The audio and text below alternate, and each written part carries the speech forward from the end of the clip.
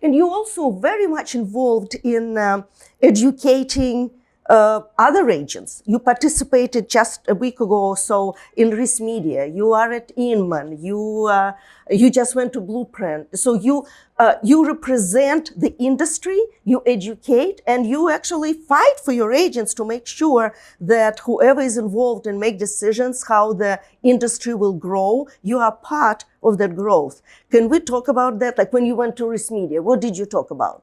There were three of us, and we talked about staying current in the market. Like what's the new playbook? And it was something that I really wanted to be part of because the playbook has changed, and it's Indeed. no longer the phone isn't ringing anymore. We don't even have phones. We've removed all of our phones from the desks. There's no need for them. Everyone texts now to your cell phone. But simple things like that. Also, it's important to get out there to see what's going on and to be part of it, because it's a wonderful opportunity to recruit. And you can see other agents from other firms, and they can see that the firm leadership from my company is always out there doing something, whether it's myself or Jay or Stephen Kotler or Todd Borgard. We're all out there doing something for the industry that helps at the end of the day get either more agents from other firms or more business, or both. And Peter Hernandez, he's constantly on social media. He has amazing videos. Aren't Peter's videos amazing? He's so cool, right? Yeah, he's an expert. Well, he's in California. He has to be cool. He surfs. He surfs every day. Really? On Malibu Beach. Well, he looks like he's in really good shape. Yeah. That's for sure. Yeah, Peter's great. He has a wonderful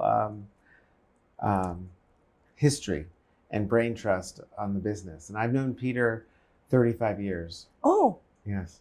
So even before. He's a legend. Yeah. Would you say education is a big part of Douglas Elliman Agent? You have webinars, you have trainings, you partner with us, for example, as VHT, who also help with training and webinars.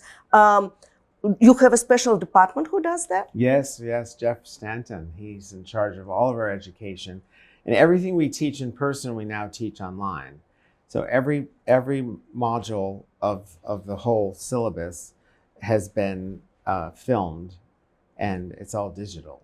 And we did that during COVID. We knew we had to get ready for when we weren't in COVID, because people were not coming back to the office once it was over. So we were ahead of the game there, and we started digitizing and videoing and putting it all online.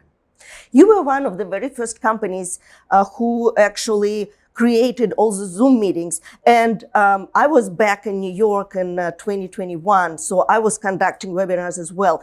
There was not one single company that had so many agents on Zoom as yours. I actually had to hire someone to help me to navigate 300 agents on Zoom. So that was very impressive. Thank you. Well, Jeff's department ran that.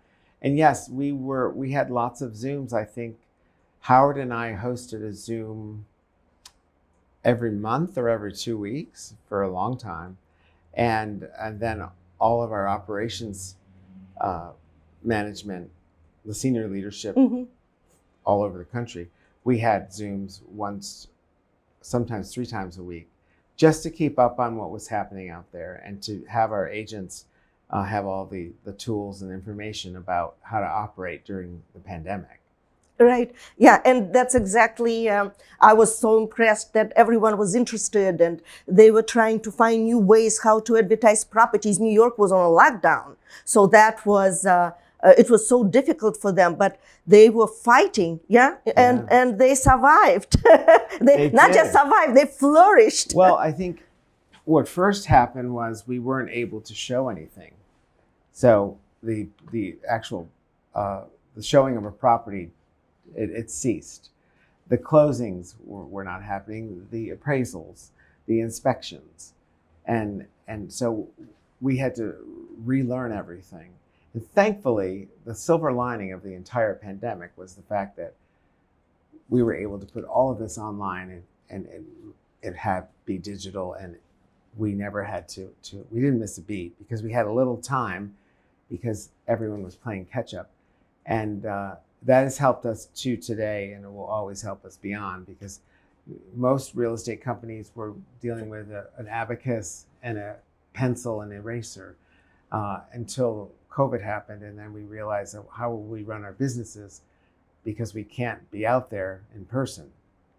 So I think about 98% of our closings now, we don't attend. Right, right. And we were attending them pre-COVID, but now we don't.